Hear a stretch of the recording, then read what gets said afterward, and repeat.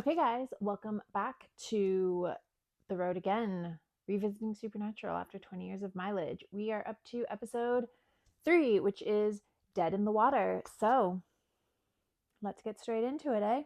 Okay, so I feel like, first of all, I have seen the first 3 episodes of Supernatural more than any other because every time my boyfriend goes away for any amount of time, I'm like, oh, yes, this is the perfect opportunity for me to rewatch Supernatural. And then I genuinely act as though not being able to watch 15 seasons worth of television over the course of 3 days is a skill issue and not a hours in the day issue. So I start at the beginning and make it 3 episodes in, and then oh my god, his trip is over. How did that happen? So I'm super familiar with these episodes, and then it like starts to tail off after that. But yeah, I do think episode 1 was really good. It gives us the setup and the sort of context for the show and the sort of Winchester background that we need. And then Wendigo, episode 2, gives us a very sort of more personal look at both Sam and Dean and how they interact together. And it's still very much like about the people that this show is about. And then I really think here in episode 3, we get a like proper, like, this is what Supernatural is going to be about.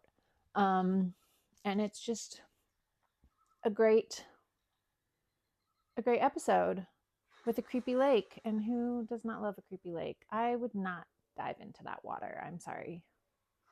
No. We get a little Jaws reference. Always good to pay homage there. I love this perspective that we get a couple times in this episode where it does feel like something is watching from the woods, even though that isn't the case with this episode. I don't necessarily think, but it just gives that nice unsettled vibe. Mm. Who doesn't love Dean chewing on a pen? It's a iconic. Oh, angry Dean face. Yes, please, more. Like, I never thought this would be something I say, but like, Dean actually has a far healthier approach to this, I think, at this moment than Sam. I'm sure this rat song doesn't appear in streaming either, which is a fucking shame. Am I going to bring this up every single time I talk about this show? You bet your ass I am. I feel passionately about it.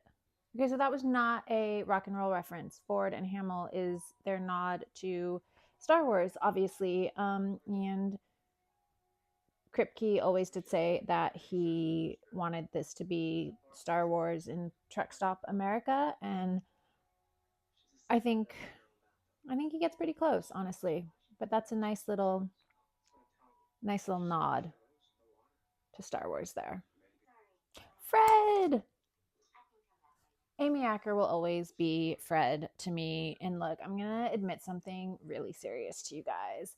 If you catch me on the right day when I'm feeling kind of just feisty enough, meets just vulnerable enough, I will tell you that I think Angel is the better show than Buffy. But that has got to stay between us. Okay, guys? Thanks. And also, just this is a really good episode because it ties in the sort of environmental issues of dams and changing the landscape and what that does to the economy and the established towns around it. And it's something I will talk more about this in my essay. But Carol J. Clover, who gave us the famous Final Girl, even though that's not that interesting of an essay anymore, also talks a lot about this in relation to the rape and revenge horror films, something like I Spit on Your Grave, and links it to obviously Deliverance is the big one where this happens. And Supernatural makes so many Deliverance references. So to see this sort of worries about the environmental impacts that the loss of a dam and a lake is going to have on this town is actually a very established horror trope. I'm pretty sure Supernatural will go into some stuff like this again, but this is the first time we see it, and it's an important moment, I think, within the sort of scope of it as a horror piece of fiction. I always wonder what came first, because obviously they learned early on that putting Dean with a cute kid really sparked the interest of their female audience. And like, as a member of the female audience, yeah, it fucking works. Like, I'm a sucker for it. Do it. But it also, you learn so much about Dean through his interactions with kids. And I wonder if that isn't like a side effect of the first thing, which is, making it appeal to a certain audience. But he really does so well in the scenes with the kids, and we learn so much about him, and he makes it so easy for us as the audience to tie it back into what his relationship with Sam must have been when they were children, and the sort of responsibility that he has always felt in protecting a child figure. Amy Acker is so good in everything she has ever done. This is an incredibly dark episode. I tend to forget that between viewings of it.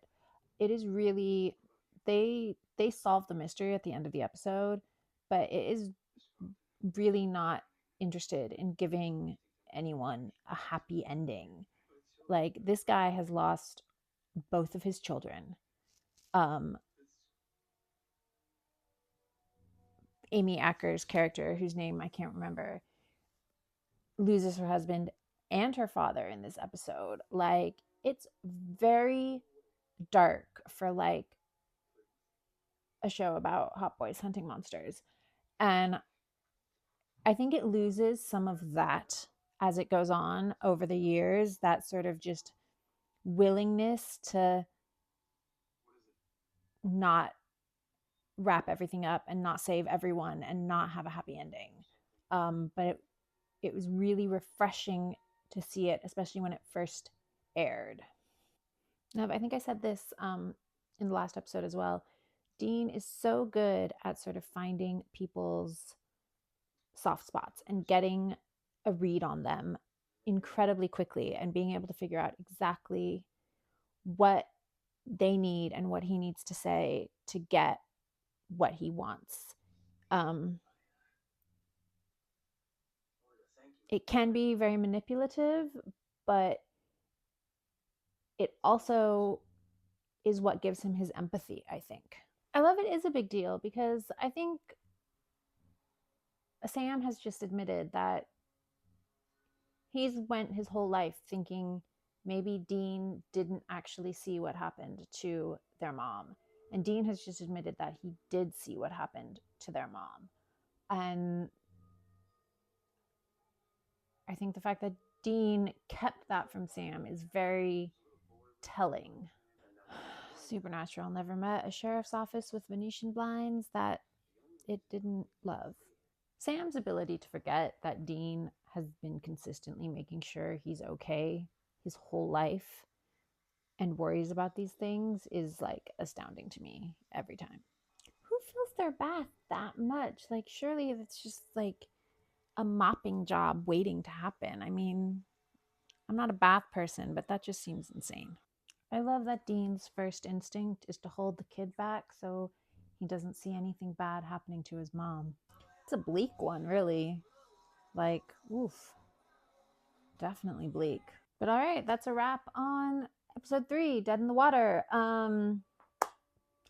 Get my essay out later this week, talking about that sort of environmental horror that I mentioned earlier. A lot about that essay, Carol J. Clover. If you haven't read it, it's called Getting Even. I highly recommend it. I definitely recommend it over the Final Girl essay.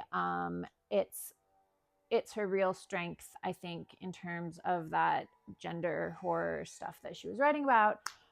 Definitely links to this episode. So that's what the essay is going to focus on. And come back for episode 4, Phantom Traveler, next week. See you later, guys. Bye.